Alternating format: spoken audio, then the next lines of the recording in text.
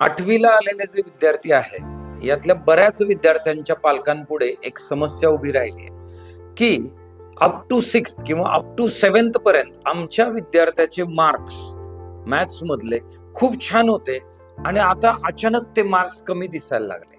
का बरं झालं असं?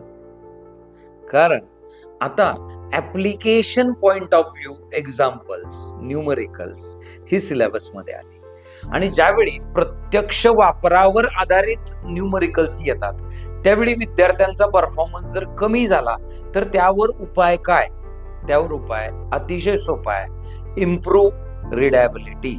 म्हणजे वाचन जे आहे विद्यार्थ्याचं त्याच्यावरती तुम्ही फोकस करा. जेवढं तुम्ही वाचन वाढवाल, ते इंग्लिशचं असो, सायन्सचं असो, सोशल सायन्सचं असो, वाचन वाढवा, त्याचा नॅचरल इफेक्ट तुम्हाला मॅथ्स मध्ये दिसेल. कारण मॅथ्स मध्ये बऱ्याच वेळा ऍप्लिकेशन बेस्ड जी एक्झाम्पल येतात ती विद्यार्थ्यांना अंडरस्टँड होत नाहीत, आकलन होत नाहीत आणि त्यामुळे त्यांना ती सोडवता येत नाही. तर या समस्येला जर तुम्हाला तोंड द्यायचं असेल तर काय केलं पाहिजे? Improve readability of your board.